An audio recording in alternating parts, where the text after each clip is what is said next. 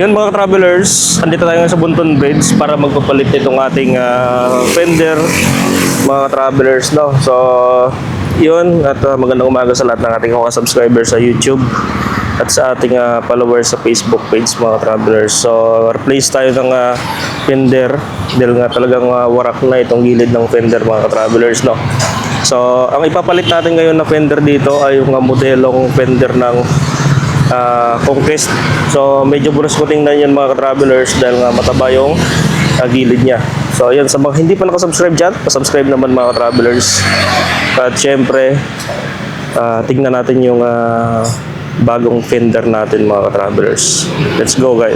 Yun nga pala mga travelers, andito tayo sa Brum Brum shop dito sa Bunton, Tuguegarao mga travelers, no?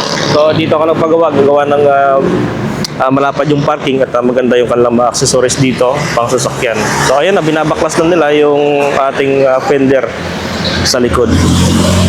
Yan mga travelers, so binabaklas na yung fender. Pag ganito tayo, expired na, no? Expired na siya, no? Ganito. Expired na. Kaya pala na nababakbak na siya, no? Punasan ng arbor hole. Ayun, yung bawal ipunas dito. Kasi lumuluto naman magtatagal. Mahulog doon kasi Lumapat dito mainit. Ibang brand na lang. Huwag lang yung arbor hole. Oo. Kaya pala, no? Spray. Yung nilalagyan ito natin ng binupunas.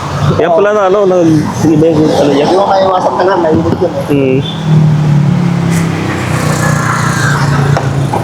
Yun ang nagsisira kami. Oo.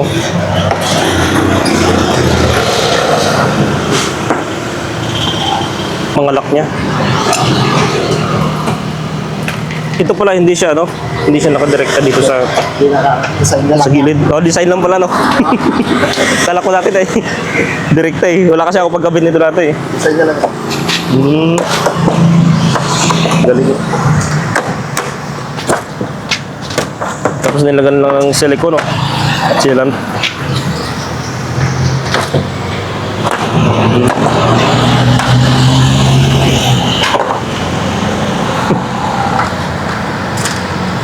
Jadi kita to kuya, yung bakat. Makikita to yung bakat. Pwede naman ito natin. Tatanggalin lang. Tatanggalin lang. Tapos pwedeng i-tapping niya. So.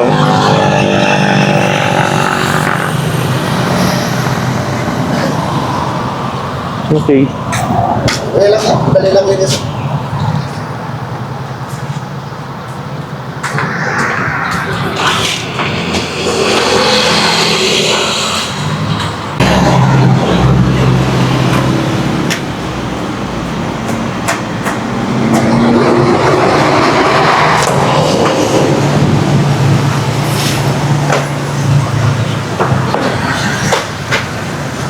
Grabe, dikit. Matibay din pala yung sealant, no? Oo.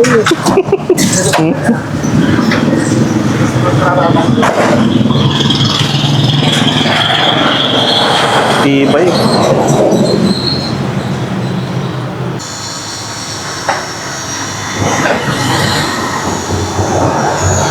So yun mga travelers, no? At tinanggal na yung lumang fender natin. Yan, so may mga natirang silicone sealant. Pero iniinit lang to, binoblower lang para matanggal itong bumakat na sealant. Yan. So binangga kasi ito dati kaya medyo may lubog dito sa gilid. Yan. Ito mga ka-best friend yung sa harap natin, no? Mga travelers. So ang daming putik, sumiksik dun sa loob. Dun sa may fender na tinanggal nila, ang daming putik na nakuha dun. So wala ganun talaga. Ano mga ka-travelers, natapos natanggal itong mga nakalagay dito na paste. So mamaya kakabitan nila dito yung latest model na fender ng Hilux. So medyo bros ko na ito tingnan mamaya mga ka-travelers. Tatanggalin lang yung paste na nakadikit. So ito yung ikakabit nila na fender. Ito yung sa harap. Ganda.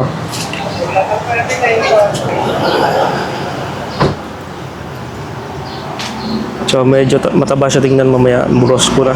Gawa ng malapad itong fender na ikakabit.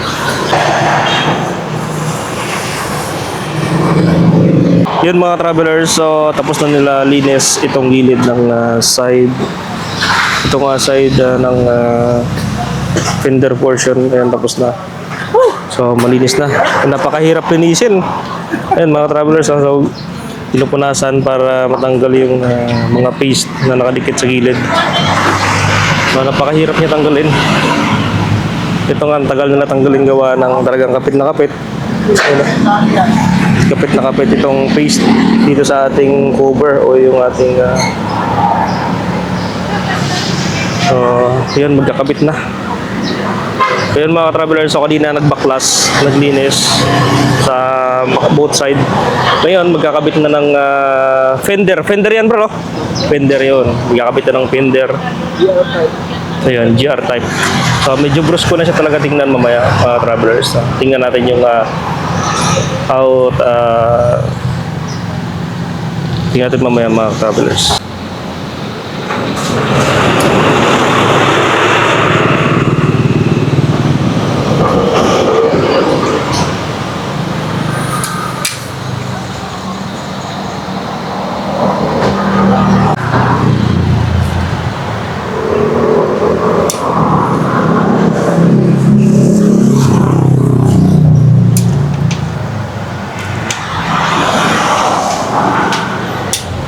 Mga travelers, so ito naman yung likod na portion nitong pickup. So dito yan sa may gas cap, gas tank banda. Yan, so didikit na yung sa likod na portion ng fender. Yan, so doon naman nilalagyan ng sealant, silicone sealant.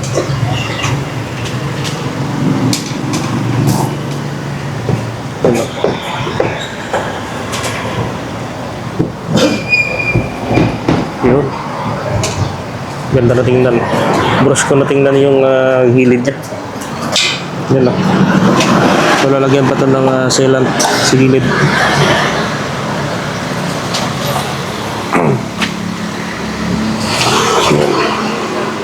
Ganda oh. Sarantay ka na lang. Sabay-sarang matagalan. Ito na mga ka-travelers, so tapos na yun dito. Yan. So ganito na yung finish nila. Ganda rin oh.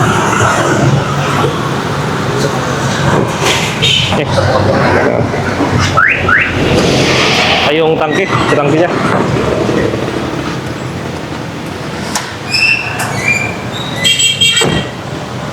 Yun.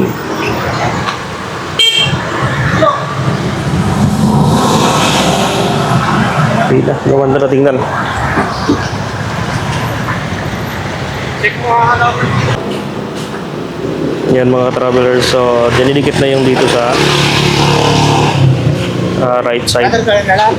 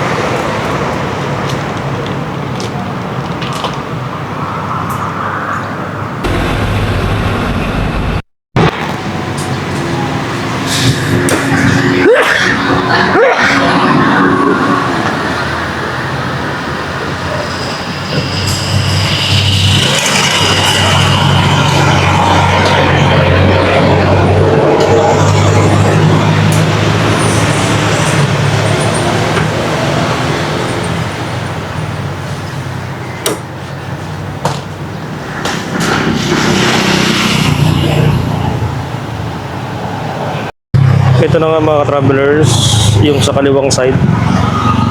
Yan na. So tapos na. Ito naman yung nasa likod. Yan. Ganda na tingnan mga travelers. Ganda na.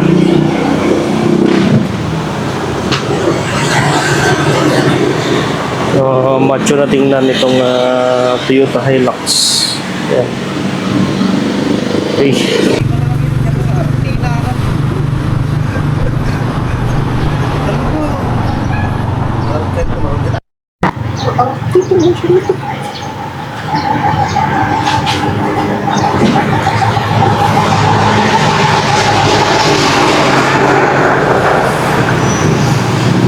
Ayun mga travelers, so tapos na ang pag-repair ng kanyang fender. Yun. Gumanda na tingnan yung side. Ayan, ito sa right side. So magbayad na tayo. Magkano ngayon? 6.5 no? 6.5 daw, boss. 6.5? Tama, 6.5. Okay. 1, 2, 3, 4, 5, 6.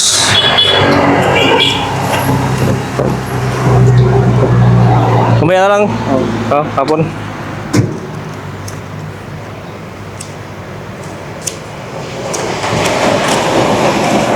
Mas magandang doon na lang kasi